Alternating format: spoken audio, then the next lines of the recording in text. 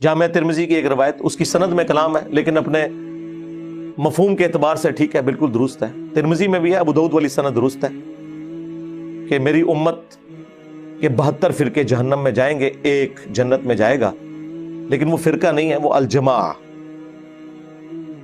और तिरमिजी के अल्फाज है मा अना अलैहि व अस्हाबी, जिस पे मैं और मेरे सहाबा हैं। जी, नबी इस्लाम और उनके सहाबा देवबंदी थे, बरेलवी थे, हनफी थे, शाफी थे, मालकी थे या मुस्लिम थे? हाँ, मुस्लिम थे। मिल्लत अबीकुम इब्राहीम हुवा सम्माकुमुल मुस्लिमीन मिन क़ब्लु व फ़ी हाज़ा, पैरवी करो इब्राहीम अपने बाप की मिल्लत की, जिन्होंने इस कुरान के नुज़ूल से पहले तुम्हारा नाम मुस्लिम रखा और इस किताब में अल्लाह ने तुम्हारा नाम मुस्लिम एंडोर्स कर दिया। यहां पे मुस्लिम सिफ्त के तौर पे नहीं आया, इस्म के तौर पर आया, सम्माकुमुल मुस्लिमीन। तो क्या नबी इस्लाम और उनके सहाबा ये कुछ थे जो ये हैं? मा काना इब्राहीमु यहूदिय्यन वला नसरानिय्या, इब्राहीम ना तो यहूदी थे ना नसरानी थे, वलाकिन काना हनीफम मुस्लिमन वमा काना मिनल मुशरिकीन, बल्कि वो सबसे टूटकर एक अल्लाह के हो गए थे और वो मुस्लिम थे और मुशरिक नहीं थे। और हमारे नबी भी इब्राहीमी हैं। कुल इन्ननी हदानी रब्बी इला सिरातिम मुस्तकीम दीनल क़ियम मिल्लत इब्राहीम हनीफा वमा काना मिनल मुशरिकीन कुल इन्न सलाती व नुसुकी व महयाया व ममाती लिल्लाहि रब्बिल आलमीन ला शरीका लह व बिज़ालिका उमिरतु व अना अव्वलुल मुस्लिमीन। ऐ नबी, आप भी अनाउंसमेंट करें कि आप भी मुस्लिम हैं। हमारे नबी इस्लाम ना बरेलवी थे, ना देवबंदी थे, ना सुन्नी थे, ना शिया थे, वो तो मुस्लिम थे। और जो उनसे हटा हुआ है, फिर कुरान ने वाज़ेह फतवा दिया है, इन्नल्लज़ीना फ़र्रक़ू दीनहुम व कानू शिया, बेशक जिन्होंने अपने दीन में फिरके बना लिए और ग्रोह में बट गए, लस्त मिनहुम फी शै, ऐ नबी आपका तो उनसे कोई ताल्लुक नहीं है। लाख वो नारे लगाते रहे आपके नाम के, इन्नमा अमरुहुम इलल्लाह, उनका मामला अल्लाह के सुपुर्द, फिर क़यामत के दिन अल्लाह ताला उन्हें बता देगा जो कुछ दुनिया में वो करतूत किया करते थे। तो कहां बैठे हैं मेरे भाई?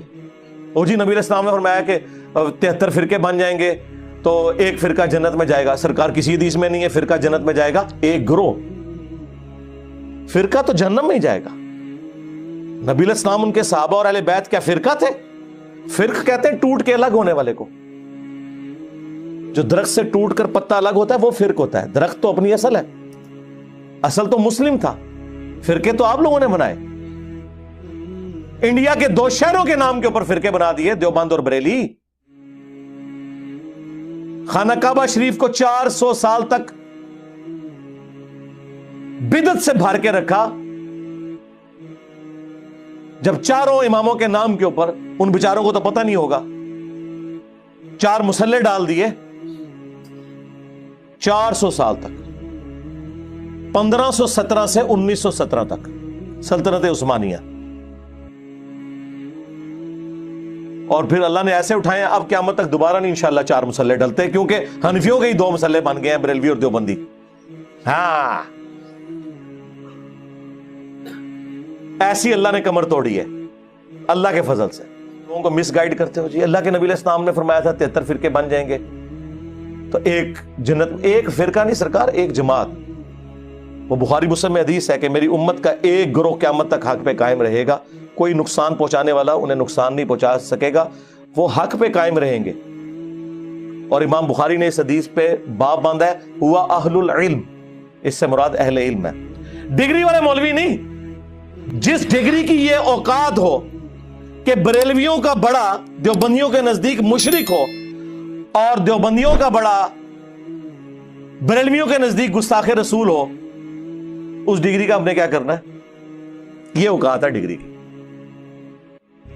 तो नबी इस्लाम ने तो डराया था कि फिरकों में नहीं पढ़ना। अल्लाह के नबी कुरान के खिलाफ चल सकते थे? वअतसिमू बिहब्लिल्लाहि जमीअन वला तफर्रकू, अल्लाह की रस्सी कुरान को मजबूती से थाम लो और फिरकों में मत बंटो। ये तो आपने प्रोफेसी की थी कि उम्मत में फिरके बनेंगे, तुमने हिस्सा नहीं बनना।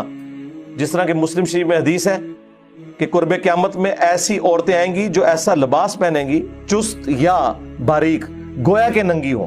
اس کا کیا مطلب ہے کہ اپنی عورتوں کو ہم ننگا لباس پہنائیں؟ یہ ڈرایا گیا تھا، وہاں پہ بھی ڈرایا گیا تھا کہ فرقوں میں مت بٹنا اور اللہ کی رسی کو پکڑ لینا. قرآن اللہ کی رسی ہے. غدیر خم کی حدیث میں اللہ کے نبی نے خود فرما دیا. مسلم شریف میں اوپر تلے 4 حدیث ہے.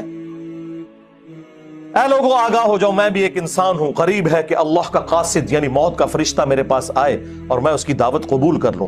میں اپنے بعد تم میں 2 بھاری چیزیں چھوڑ کے جا رہا ہوں. ان میں سے پہلی چیز اللہ کی کتاب ہے، اس میں ہدایت ہے، اس میں نور ہے، یہ اللہ کی رسی ہے. تم اسے پکڑو، اپنا تعلق اس کتاب کے ساتھ مضبوط کرو. جو اسے پکڑے گا ہدایت پر ہوگا، جو چھوڑ دے گا گمراہ ہو جائے گا. اور زید بن ارقم کہتے ہیں پھر حضور کہتے رہے کہ اللہ کی کتاب، اللہ کی کتاب، اللہ کی کتاب. اتنی زیادہ تعریفی کلمات کسی حدیث میں قرآن کے لیے نہیں آئے جو غدیر خم میں آئے. اور پھر فرمایا کہ دوسری بھاری چیز میرے اہل البیت ہیں. میں اپنے اہل البیت کے معاملے میں تمہیں اللہ کا خوف دلاتا ہوں. میں اپنے اہل البیت کے معاملے میں تمہیں اللہ کا خوف دلاتا ہوں. میں اپنے اہل البیت کے معاملے میں تمہیں اللہ کا خوف دلاتا ہوں، یعنی میرے بعد ان کے ساتھ حسن سلوک کرنا. لیکن امت بالکل الٹ چلی، نہ قرآن کو پکڑا نہ اہل بیت کو زندہ چھوڑا، بالکل الٹ چلی.